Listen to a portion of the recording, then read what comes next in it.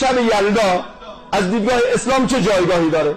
خب من الان هر چی بگم یه تعداد انسان ها هستن که از همون اول میخوان گوش نکنن اصلا، یعنی دوست ندارن این گونه مسائل رو بشنون. هر جورم شما مدلل حرف بزنید اونها بازم ایراد خودشون رو میگیرن. آقا بلش کنید، اومدن جلوی صله رحم رو گرفتن، اومدن جلوی روابط رو بگیرن، اومدن نمیدونم یه شب میخوام خوش باشین. در اسلام خوشی نیست. آیا اسلامی که میگه کسی که صله رحم رو وصل کند من الله میگه رو با رحماتم وصل میکنم و کسی که قطع کنه او رو من از رحماتم قطع میکنم. اسلام با صله رحم مخالفه؟ اسلام با ارتباطات سالم مخالفه؟ اسلام با خوشی مخالفه؟ اسلامی که از تبسم تعریف میکنه، وقتی سلیمان خنده میزنه میگه فتبسم ضاحکا من قولها، حضرت سلیمان خندید خوش شد. در آیه قرآن دیگه میگه قل بفضل الله و برحمته و بذلک فلیفرحوا، آقا به فضل و رحمت الله که به شما داده خوش باشید. این آیات قرآن، خوش باشید. اصلا میگه تبسم و کفی وجه اخیک صدقه، تو صورت برادر مسلمان بخند صدقه است. این اسلام مخالف خوشی است، مخالف خنده است، مخالف روابط هست. چرا بی انصافی میکنید؟ اگر میگن شب یلدا نه، به چند دلیل. اول اون که شما فلسفه پیدای شب یلدا رو دارید پیدا بکنید. این ریشه در باور و توهم عجیب مجوسهای ایران داشته که تاریکی و نماد شر میدونستن. اصلا اصل جریان اینه. اهریمن و زرتشت اینا اعتقاد داشتن دو تا خداست، یکی خدای خیر، یکی خدای شر. شب رو نماد شر میدونستن. اومدن شب یلدا رو، شب آخر آذر ماه هست درسته؟ که طولانی ترین شب هست، اینو میگن آقا تا صبح بیدار باشیم که شر بهتون نرسه. آخه این تفکر عاقلانه است. اصلا خداوند خیر و شر رو آفریده. اصلا شر نباشه تا شب نباشه روز معنایی نداره. هو الذی جعل لكم الليل لتسكنوا فيه. کی گفته شب شره؟ شب مایه سکون، آرامش. ما در شب آرامشی داریم که در روز نمیتونیم به دست بیاریم. چطور اینو مایه شر میخونید که بعد با زنده نگه داشتن او این شر بره؟ گیرم که یک شب تا صبح نشستی، خب شبای دیگه چی؟ یعنی این شب رو نشستی بقیه شبا خیر میشه؟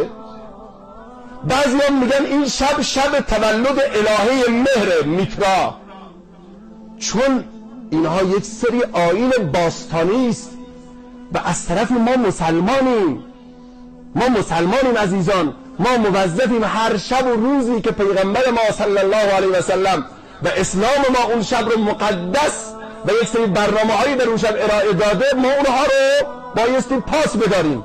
اسلام یعنی همین. غیر از این رو نمیتونیم ما بپذیریم. ضمن که یک آیین زرتشتی است، ربطی به اسلام نداره. بله افراد اعتراض میکنن که شما جلوی صله رحم رو گرفتید. اگر این ما چرا یک شب؟ چرا یه شب صله رحم؟ چرا فقط یک شب رو مخصوص کردیم؟ پدر و مادر، پدر و فرزند یه سال همونی میبینن وایسن که شب یلدا بیاد. بله میگن این شب طولانی تره. حالا تو رو خدا چقدر طولانی تره؟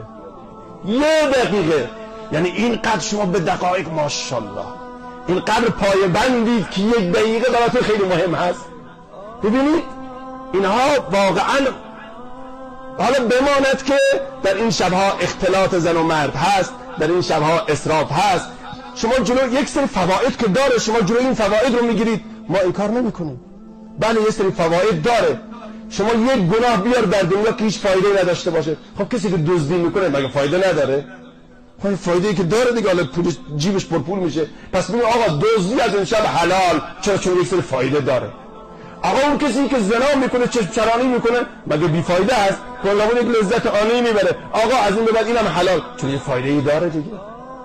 اصلا من نمیدونم با چه منطقی من صحبت کنم که دوستان ما رنجیده خاطر نشن. ما نبایستی چون یه سری فایده هایی داره، هر چیزی در دنیا یه فایده نسبی داره.